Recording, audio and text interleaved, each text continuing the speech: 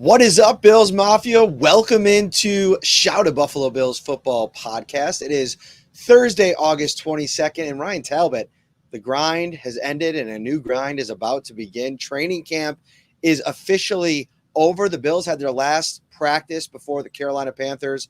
Preseason finale here coming up on Saturday. Roster cutdowns will happen on Tuesday next week. We're almost there, Ryan. We're 17 days away from football. It's unbelievable that it snuck up this quickly. Summer's just flown by. Training camp's gone by quickly. And, now this is the final audition for a lot of players and big moments for them coming up on Saturday afternoon, knowing full well the starters aren't going to play. So really looking forward to Saturday's game because it could have a trickle-down effect on one roster cutdown day and even potentially a trade or two, as we've seen across the league today with multiple trades. Yeah, I mean, we have to get into one of those trades here in a minute. The Jahan Dotson trade, which you were Jon Snowing it out there on social media today about your Jahan Dotson take. Yeah. We'll get into that in a little bit. This will be a fun show because I wanted to take a couple different angles, like kind of open the notebook from the final week of training camp here to, get into what we saw in the practice setting. I want to talk about who has the most on the line on Saturday against the Panthers, and then we'll get into some of the injury updates that came today from Sean McDermott. Some good news. We'll get into all of that. Where do you want to start, buddy? Let's start with a little bit of the observations from today's practice before we get into who maybe has the most riding on this weekend's game. You had some great ones for the Shout Insiders today. Yeah, and that was actually like for the week, right? Like I kind of had some – they were in pads on Tuesday and Wednesday. Then today it was basically like a walkthrough. I mean, they did some 11 on 11, but no pads. It felt like it was very 60 to 70% speed because they're the walking wounded right now, right? You can't afford to lose too many other players. Even going into today, you have another safety in Terrell Burgess who suffered a hamstring injury in practice this week. And now your safety numbers are dwindling even more. It was nice to see Mike Edwards kind of pop back into team drills a little bit. He mixed in today. So that's something that's encouraging.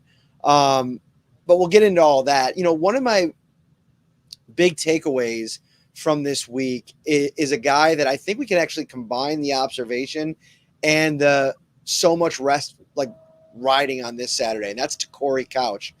And he's somebody that I think that we should have had a little bit more on our radar. I think Kanai Lovely was the guy that I talked a lot about during minicamp. And I think I should have watched Couch a little bit more because it feels like he was maybe a Jamal Adai specialty, coming from Miami, both of them last year. He has a very good understanding of what he is. And he's come in here this spring and summer and competed his butt off. He had an interception the other day. He's been a guy that's just been competing play in and play out on, of course, Ben DiNucci trying to figure things out. He ends up picking one off from him, but he's been super physical in the one-on-ones. To me, Ryan, Couch is this year's version of Jamarcus Ingram, like a guy that is a UDFA guy that they've brought in that they really like. They like a lot of the traits. He's somebody that they can kind of develop, and he's got an opportunity here in this preseason game to leave a lasting impression. He's already left one, but this could be a big moment for him. And I pose this question to the insiders. If you're the Bills and you've already fallen in love with Couch, do you want to kind of pull him back a little bit? Because what if everybody sees him around the league and now he's all of a sudden a waiver wire priority for a lot of teams once the Bills cut him? That's the risk that you take. And I don't know if the Bills are in a spot where they can, limit his action, knowing full well the starters aren't going to play. It would have to come down to how much confidence you have in the depth behind a guy like Couch. And there we go. Couch. I was zoomed in there for a minute. Couch is a player that, like you said, he's already worked with Jamil Adai. They already have that working relationship from Miami. The traits, the skills. You could bring him in as UDFA. And now you just hope that you can continue to work on this player's development. And realistically, the best way to do that would be on the practice squad for one full season. The one thing I will say is for every, Torry Couch for the Bills, there's a player or two like that for every team, every roster. every fan base where there's probably fans worried about losing player X, Y, or Z. And a lot of the times that does not come to fruition. There are always a few guys that get claimed off of roster cuts, and it could happen with Couch. I think the Bills are in an okay spot where if he does get cut down on roster cut down day, I think they'll be able to get him onto the practice squad and further develop his game. He'll be a fun one to watch. There's a bunch of fun ones to watch. We had Therese here in the comments as one of our insiders. You know, I sent a little bit about Keon Coleman from the one-on-ones yesterday, and I wanted to get into that as well because I'll be interested to see, does Keon play on Saturday? I think he might actually play a little bit. I know that Sean said that none of the starters are going to play. They're obviously beat up at wide receiver, so maybe keep him out of the game. I'm going to be watching that very closely because I feel like Keon Coleman's a guy that needs reps. And, you know, one of the observations from Wednesday was Keon Coleman in one-on-ones was a tale of two matchups, right? Like the first one was against Rasul Douglas, and then you actually saw on the Bills' Twitter account, they posted the video of him winning against Kyer Elam. It was a great route. I mean, he absolutely faked Kyer Elam out of his cleats and got way wide open in the back of the end zone for an easy touchdown. But before that, Ryan, Rasul Douglas absolutely locked him up. He locked him up so badly that he was feeling himself. He was talking a little bit. And I'm wondering, is the intensity there from Douglas in that moment? You know, chirping a little bit at Keon Coleman, like you can't do this, you can't do that, whatever they end up saying because he covered him so well. I mean, he draped all over him. He had nowhere to work, nowhere to move, couldn't get any separation on the routes. Is it like, okay, we're about to start the regular season. You're going to start seeing some legit, real NFL, bona fide, Pro Bowl, all-pro caliber cornerbacks. We're going to ratchet up the intensity on you and see how you can handle it a little bit. And it was interesting to see the way that he did because he lost those 2 reps against Douglas and then came back when his turn got called again against Kyer Elam and absolutely smoked Elam 2 times in a row. So much so on that one touchdown, he catches it, puts the ball down, punts it halfway across the field. It was an interesting just dynamic to watch play out because without Valdez-Scantling right now and without Curtis Samuel, we'll see how that transpires. We'll get into that in a little bit in a little while.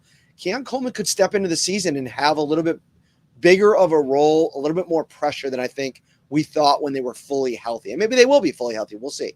Right. So, you know, with Keon Coleman, with the trash talk from Rasul Douglas, I think it probably was just a tactic to try to up the intensity of the practice, get him going a little bit. You know, we learned last week that Aaron Cromer was giving Ray Davis the business in terms of talking trash throughout the entire week. And then you saw the performance that Davis put on in the preseason game. So a veteran cornerback like Douglas doing that to Keon Coleman, probably, again, trying to get him to give his, you know, best as the practice went on. Like, okay, I beat you here. Let's see what you can do the next time.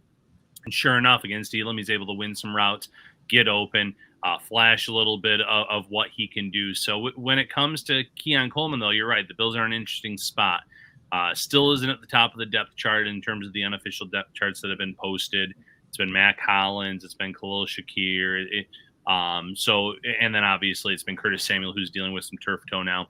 So he could technically play on Saturday because Sean McDermott said we're not playing our starters. So if you're looking at it like that, you could get him some reps.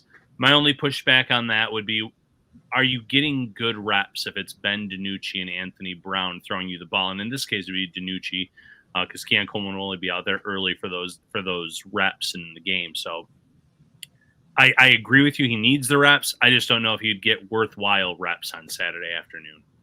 I'm going to try to put this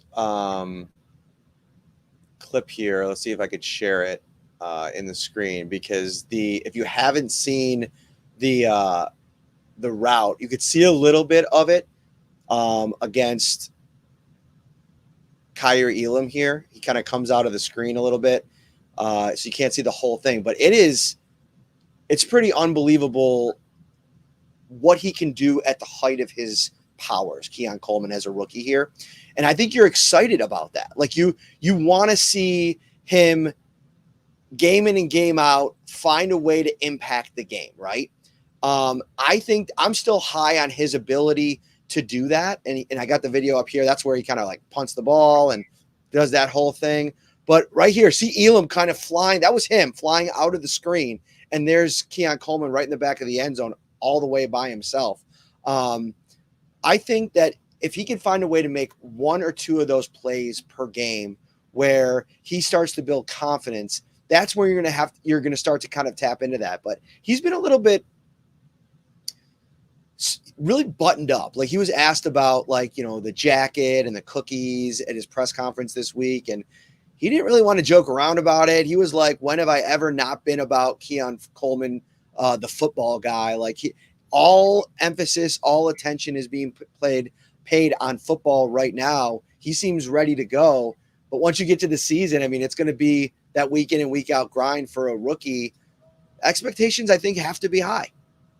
And that's fair. Yeah, you do have to consider where he was drafted, though. You do have to consider how many receivers went before him in this draft.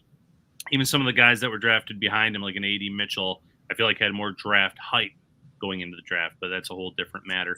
Do you think A.D. Mitchell has, from the hype that you've seen just out of the Colts training camp, do you think it's on par with Keon, or do you feel like just based on what you've heard or seen on social media, it feels like Mitchell's having a better camp? No, I think it's on par. I've seen that Alec, what is, I cannot think of his last name right now. He's still in line to start. He was more consistent. Thank you. Pierce was more consistent at training camp, but you saw some big plays here and there from A.D. Mitchell. And so I think on par with what Keon Coleman's done. Keon Coleman has made some nice plays. He had some highlight reel type of plays. He's also had some losses in some, when they've been a little more physical with him, when they've put their best corner on him. So they're rookies. Expectations should be high to a certain extent, but at the same time, you look at last year's rookie class at wide receiver, which may have had even more, probably not more hype than this year's, but a lot of them struggled as rookies in terms of consistency. So you want that one or two plays, like you said, out of him week in, week out, if you can get it. And then as the season goes on, you hope to see more consistency in his game, because that's a very tough position to come in and be asked to perform at a high level. I know this year's class, there are 2 or 3 guys that are going to be asked to perform immediately at a very high level, like a Marvin Harrison Jr., a Malik Neighbors, or Roma Dunze. But for the more times than not, it usually takes some time to get these guys going against the NFL speed, against the quality of play that you see week in and week out. In those one-on-one sessions yesterday, one guy that also kind of provided something to talk about was KJ Hamler, who absolutely just crushed it on his route, faked Jamarcus Ingram out of his cleats, was wide open, and just befuddlingly dropped the ball, Ryan. I mean, it was no one around him, back of the end zone. All you got to do is bring that thing in. You make a big play, get everybody hyped up. And, I bring that up because KJ Hamler was a guy that I think a lot of us were, bullish on the idea of him coming in and finding a way to make enough noise to make things interesting. And I feel like he's playing for so much on Saturday. Like, I think he's going to have a huge role. I think he's going to have to really show out on special teams as a returner. I think he's going to have to make a couple plays in the passing game. And to your earlier point, he's at a disadvantage because he's going to be catching balls from Ben DiNucci, Anthony Brown, who's in here 3 days off the street. It's been bad for Mitchell Trubisky, like no doubt about it. We've talked about that, but it's going to go from bad to worse here for KJ Hamler, and he's going to have to try to find a way, if anything comes his way, to make a play on Saturday. And I don't like his chances of making a run at a roster spot.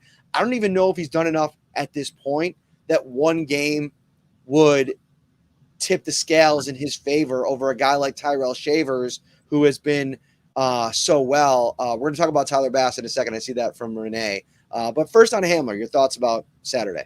Well, you hate to hear that he has this great route. He gets wide open, he drops the ball. It's like those Instagram clips you see where a guy, takes the ankles away from a defender in a basketball clip and then he shoots a brick. It's just like, it doesn't matter that you made this great move if you can't complete the play, if you can't finish. So for KJ Hamler, a drop like that, that's tough. And he was in a spot at one point where, late at training camp, we thought maybe he could fight for a roster spot. He was becoming a little bit more consistent as a receiver. He was listed as the top return man. He just hasn't done enough, though, to elevate himself away from that pack. And like you said, a Tyrell Shavers has been more consistent if they're going to carry six receivers. I think he'd be in that mix for that 5-6 job with MVS. It gets tough for Hamler, though. I think Hamler would be an ideal practice squad addition if the Bills can get him there, but just not enough from him. So very frustrating to hear about that drop. Saturday's game, though, it is still a big opportunity for him, because if he doesn't make Buffalo's roster, there could be another team that was high on him a few years ago when he came out, and he has the 4.27 speed, and there's certain things that another team might like. So it's still a big opportunity for him, even if maybe there's not a chance for him to make this Bills roster. Let's come back to the receivers, because all the chat hype right now is about Tyler Bass. I don't think we can waste another minute before getting to him here. And, charting his kicks over the last 2 days of practice in pads, he went, let's see if I can find it here, pulling it up on the old trusty insider text line. By the way, if you bring up the insider text line and you just scroll feverishly, it just looks like a bunch of like random letters. This is just adding up to the mix. So Bass was 8 of 14 overall, 4 of 10 from 40 yards or longer. So, okay, about as bad of a day as you can have. And then if Sean McDermott is asked about Tyler Bass, and he said, confidence very high in T-Bass. I understand what you're saying and where you're going with it, asking if there's any concern basically about him. But at the end of the day, to what I see right now is he's striking the ball really well. Some of the kicks that he's been working on, he wants back, I'm sure. But overall, I'm hoping he gets in some good kicks this weekend and he continues with getting back to form. So a lot in there, right? Like, first of all,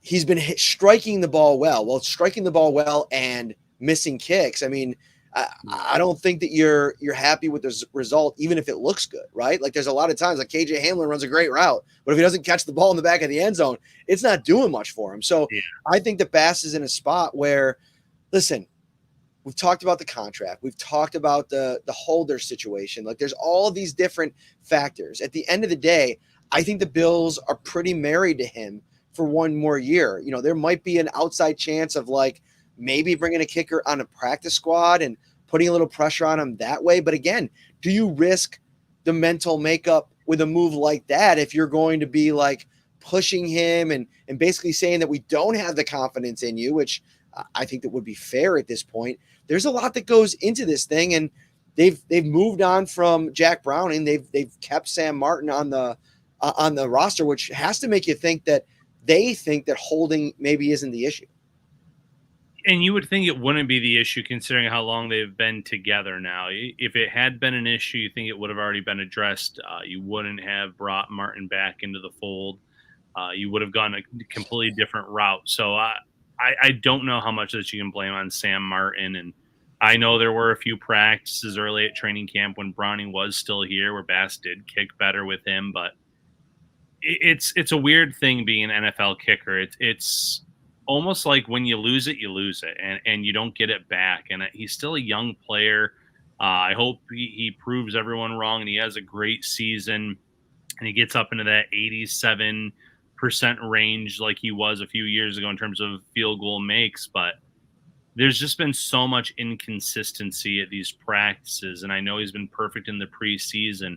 Doesn't matter how well you're kicking the ball. If it's going 3-4 yards of, or a few yards of the upright and not even close, that's a concern. That's a problem. And the Bills do need to try to figure out a few things, though, in terms of all of these misses. Has it been a off of one hash mark versus the other? Is there a hash mark where he's kicking better than the other? If so, something you have to keep in mind in season. You're not going to run a third down play to get the ball on the right hash mark for him. But it's certainly something that they have to keep in the back of their mind. They have to study everything here because, like you said, they are married to Tyler Bass this year with that contract. And as for the possibility of adding someone to their practice squad that's a kicker, I don't think that's a bad idea. I don't think you can mess with the psyche any more than he probably is dealing with his own internal battles when he's kicking this ball and things aren't going his way. having someone there to push him, to motivate him, maybe that work, maybe it has a counter effect. Who knows? But they do need to have a backup plan in place for some point in this season if it does get bad. Like you said, you're locked into that contract. You're locked into the dead cap that's with it. But the Bills might have to think here as soon as next year of replacing Tyler Bass. The Shout text line is brought to you by Carrie C. Beyer, attorney with the law offices of Francis M. Litro, located at 237 Main Street in Buffalo, New York. If you or someone you know is seriously injured, make sure you give Carrie a call, 716-852-1234, or check out litrolaw.com. Tell them the Shout Boys sent you, and you can become an insider today, which is full-time access to Ryan Talbot and Matt Parrino. 716-528-6727. Or go to joinsubtext.com/shoutbuffalobills. Put in your cell phone number. We'll take it from there. It's a 2-week free trial, $3.99 a month. After that, Insider text line is about to be popping the next couple of days, Ryan, with roster cutdowns coming up here on Tuesday. We'll have full reaction. We'll have full analysis leading up to the deadline and obviously beyond as we move towards week 1 of the regular season. Yeah, it's an exciting day in terms of how quickly news moves of players across the league in terms of the surprise cuts, the feel-good stories that make it. But it's a brutal day for the players themselves, and you feel for these guys. For some, it might be their last chance in the league trying to hold on to a roster spot. For others, they'll get an opportunity elsewhere, and for some, it might be the developmental league like the UFL. But tough day for the players. You always hope that in an ideal world they'd all be able to find a job, but that's just not how the NFL operates. So I want to take a look at the defensive tackle spot and the linebacker spot really quickly, with the focus shifted to Saturday, because they're both kind of murky positions to a degree. You have the weird Austin Johnson calf injury, which is something to track, but he has practiced the last couple of days, so probably trending in a good direction. So if you figure Johnson, Ed Oliver, Dwayne Carter, and Daquan Jones, you got your 4 likely there. How much does Deshaun Williams factor into things? Do you think that he's done enough to secure a roster spot at this point? Do you think he's playing for a roster spot on Saturday? And I guess we could start there, because as we pivot to linebacker, some of these other positions that have been ravaged by injuries, I think it's going to affect a guy like Deshaun Williams at the end of this roster when you're looking at, keeping an extra linebacker or safety or a couple other guys that you're trying to get to maybe injured reserve on the other side of things so you don't have to cut them. Yeah, I don't think he's done enough at this point to say he is a roster lock. Now, maybe the Bills feel differently in terms of what they've seen at overall, the whole body of work. I know there had been previous interest in him. But like you said, there's going to be some roster gymnastics. There's not just 2 IR moves potentially. They might have to do the parking lot handshake deals. They might have to cut some guys, go heavy elsewhere, and make some ideas. And then, the other part of this is there's going to be some pretty good defensive tackles that get released across the league, whether it's cap casualties and they've seen enough from a rookie or a player that's on a much more team-friendly contract. And the Bills could go that route now. No job is ever safe. You saw the Cowboys today sign Linval Joseph, and off the couch, he was more of a mid-season addition the last few years, including a stint with the Bills. But there was probably someone on that team that probably thought maybe they had an inside track at a job, and that might now go away. So you can never be too sure, and especially when you're that 5th guy at a spot like defensive tackle. Definitely not enough has been done in my book to view him as a lock. But Saturday will be a good opportunity for him to prove his worth. Yeah, he's probably going to start, and I think that the Carolina Panthers have their starters out there, so a guy like Williams could potentially make some noise in that game. But it's also an interesting situation because he's not a young player. I mean, this is a vested veteran that you could probably release. He won't be subject to waivers and just say, hey, we got a little bit of a crunch with numbers-wise. We're going to cut you, but we want to make some roster moves after the fact, bring you back as our 5th defensive tackle. That could be in play too. Or you could tell him that, let him be released, and then see somebody else you like better and pivot off of that and say thank you very much, but we're going to go in a different direction. Because, even if he has a great game, like I said, it's been kind of like an underwhelming summer from him. And it's somebody that I know some people had high expectations for when they drafted Dwayne Carter. That kind of changed the conversation around the position a little bit. Somebody that was going to take, I thought, a pretty much borderline starter role from the beginning. And I know he's not going to be a starter, but in terms of like potentially playing 40-50% of the snaps, that's what, that third guy is going to do in this rotation. So, it's a big day for Williams, but I don't think if he gets cut, it'll necessarily be the end. There's options for the Bills. Yeah, absolutely. I mean, they could bring him back, like you said, vested veteran, and there's going to be options elsewhere too for them to evaluate and to look at. So definitely not the end of the road for him necessarily if the Bills want to bring him back. Linebacker is interesting. So right now, let's do a little exercise if we're doing our 53-man roster projection, and I don't have mine finalized yet. I'm going to be sending it out to the insiders. Probably my first draft is going out to the insiders on Saturday, sometime before the game. So if you want to workshop that with me, why don't you become an insider? 716-528-6727. It'll be fun. I'll go position by position.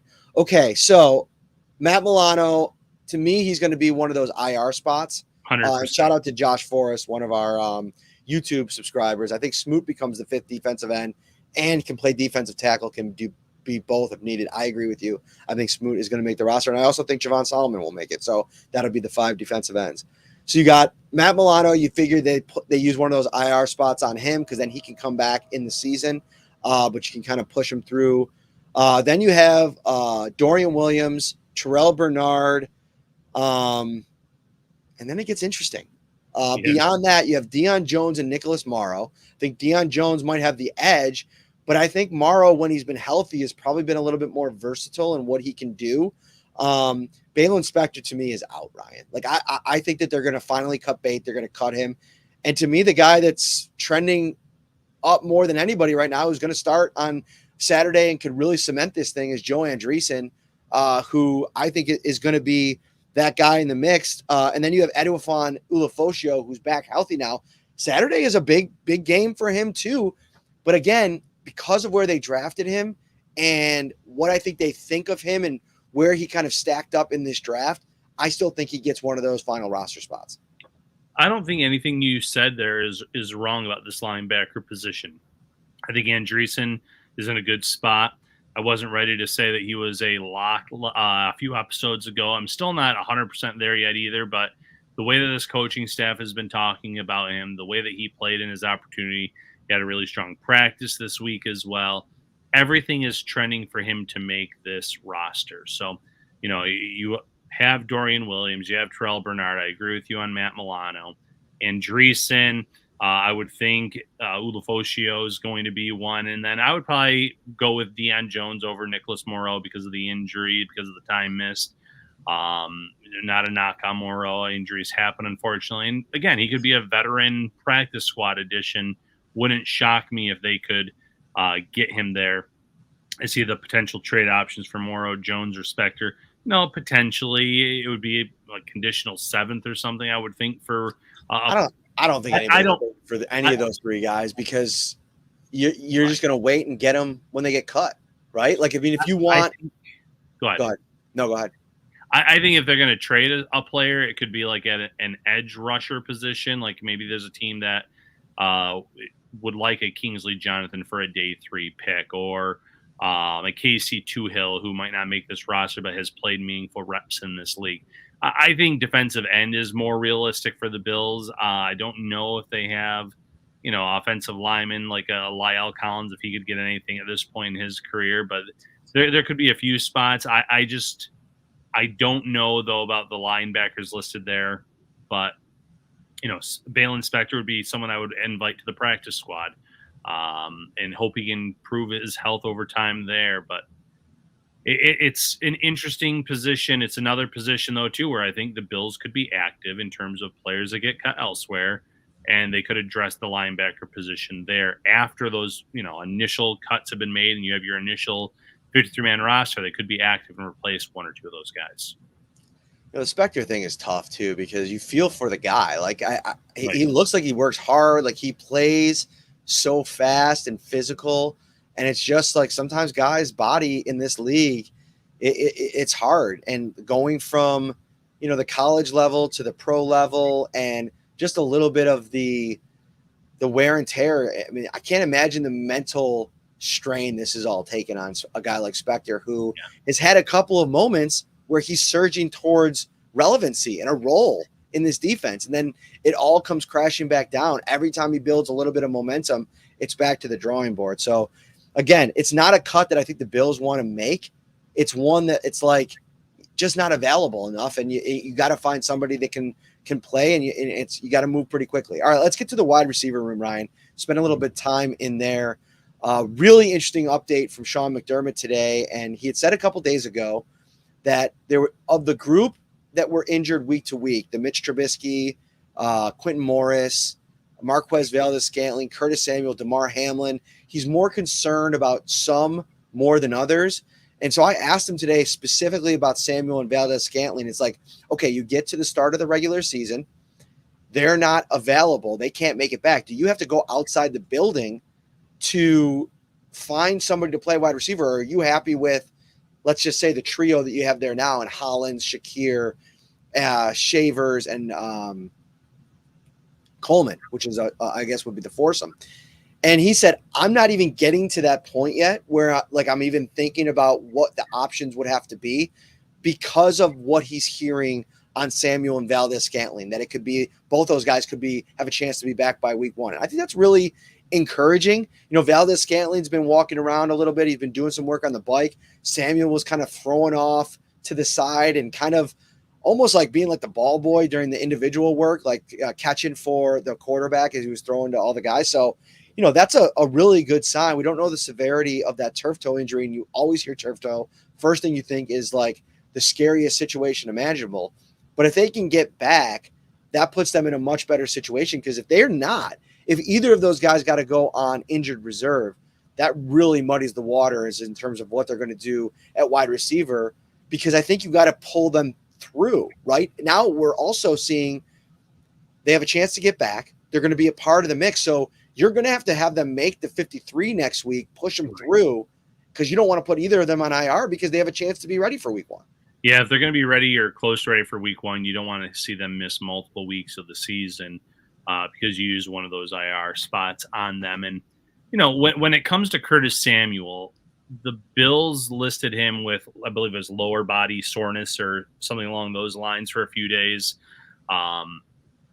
Whether they knew the diagnosis that at that point or not, he's been resting it for a little bit of time now. So that probably catching it early, nipping it in the bud, so to speak, that might end up working out in their favor and having him available week one, where he's that jack of all trades, Swiss Army knife guy for your offense. And maybe they don't show a lot of that in week one against Arizona. Maybe you save that for division rival or conference, big conference games in the following weeks that follow. But he's going to factor into this offense if he can play early on. That's great news. As for MVS, we did see him at the tail end of that Steelers game with the rest of the players heading into the locker room. You saw the positive signs trending the right direction, everything Sean McDermott said. So you hope that he can also go in week one. I know that, we've talked here before, does he even deserve a roster spot or has he earned it?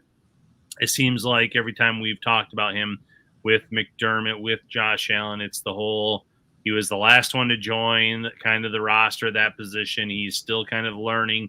They have some, I don't want to call them excuses or built-in excuses, but they seem to know that or have faith that things will click for him in season. And he has produced in this league before. Yes, the drops are an issue, but he does add that deep element speed that they're currently lacking elsewhere. So if you could have both of them ready for week one, it certainly helps you out. It makes it less complicated in terms of the roster gymnastics, in terms of maybe having to find another receiver elsewhere that gets cut or even swing like a trade of some sort.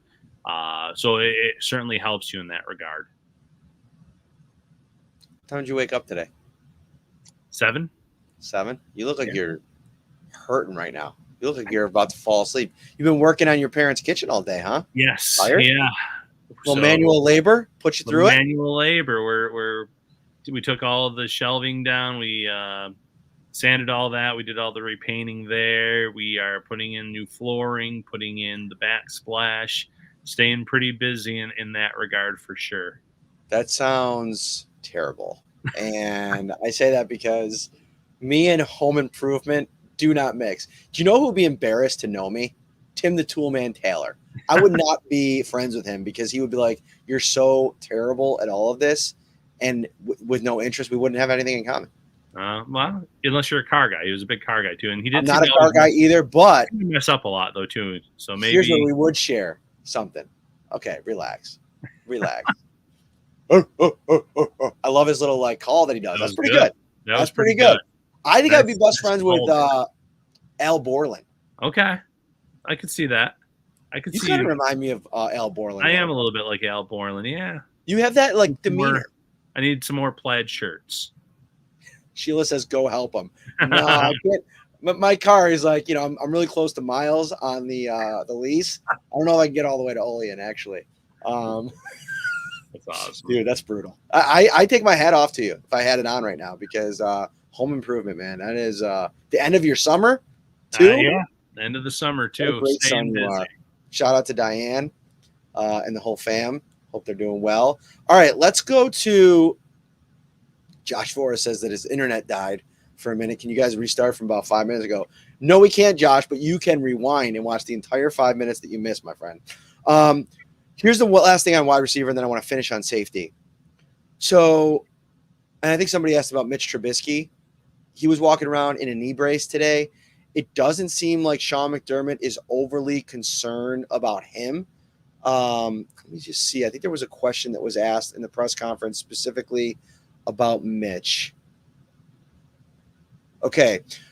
It was a question asked about Trubisky, MVS, and Morris, and if it'll extend into the season. And he said, I think all of them are going to be close. So Trubisky was in that kind of bucket of players that he thinks might be able to be ready for the start of the season, which would be huge because I think if you could just have him be your backup quarterback and not have to do the gymnastics of getting him through, putting him on IR, signing somebody else, and whoever that ends up being. I don't know if that guy's even on the roster right now. I mean, we'll get a look at Ben DiNucci and Anthony Brown, but we'll see what happens.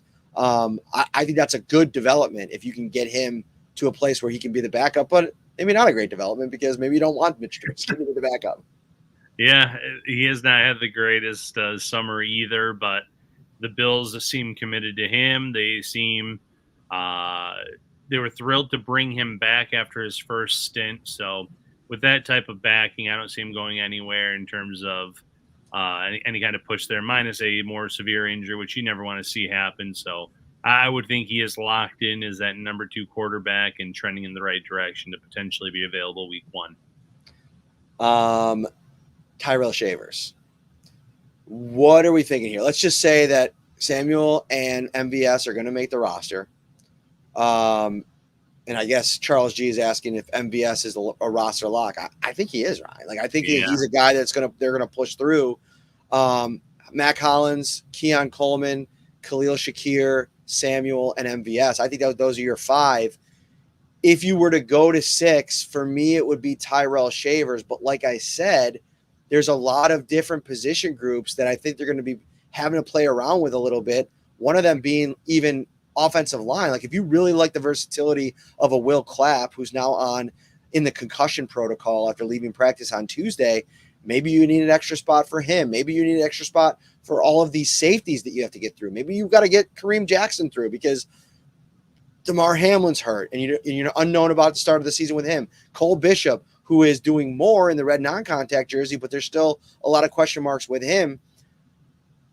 Where's Tyrell Shavers at going into this game? What can he do for himself on Saturday, and will it be enough? I have him on the roster going into Saturday's game. In terms of what he can do, catch a few passes from DiNucci and Brown, obviously. But I think more realistically, make a few plays on special teams. Look at you. What's that? You know what the receiver can do? He can catch some balls. That's what he can do.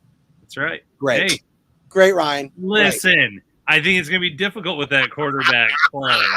You're dang right it is. Yeah. I will tell you right now, I've been watching the DiNucci-nator the last couple days. God bless him, man. And listen, coming off the street, trying to learn this offense, it's tough. So I'm not trying to, get on him too much. But no, you're right. I'm just giving you a hard time. Yeah. I'm trying to wake you up, Ryan. You look really tired, dude. I'm a little tired. I still have to go mow the yard too. I'm a busy man. You got to mow the yard tonight? Yeah, I'm gonna get it done tonight. That's rough. Getting it done. So, no, but in terms of the last thing he needs to do, it's make a few plays on special teams. That's one area that he really worked hard on in the offseason to try to make that push for a roster spot. So if he stands out on special teams, I think that helps solidify a job for him on this 53-man roster. Where's Justin Shorter for you? Cut? No matter what? I don't see that path. He struggles to create separation as a receiver. He had for every nice rep he has on special teams, he had one at the joint practice, for instance, with the Steelers.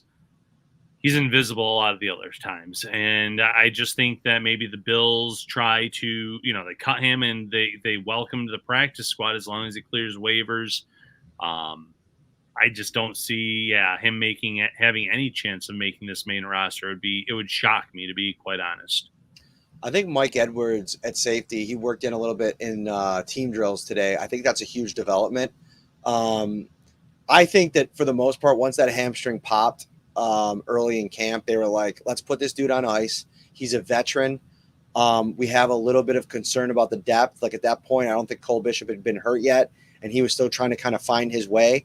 So I think that the slow roll with Edwards has been by design. And I think that he's like, they're probably like, it may not be perfect from the jump, but if he's 100% healthy, we're willing to maybe throw him out there if he's ready, maybe even over a Cam Lewis, who right now is trending in that direction.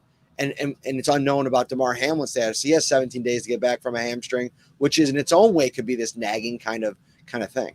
Yeah, you feel encouraged seeing the direction of Mike Edwards, direction of Cole Bishop, knowing you have Taylor Rapp.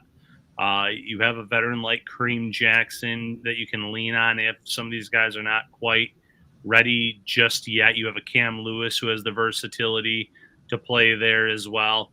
You feel okay about it early on, knowing that Bishop and Edwards specifically will probably be ready to play sooner rather than later. And then all of a sudden, you're going with the players you brought in specifically to kind of be a part of that safety room that you had high hopes for after moving on from Jordan Poyer and obviously Micah Hyde, who we still don't know what his playing future is, if at all.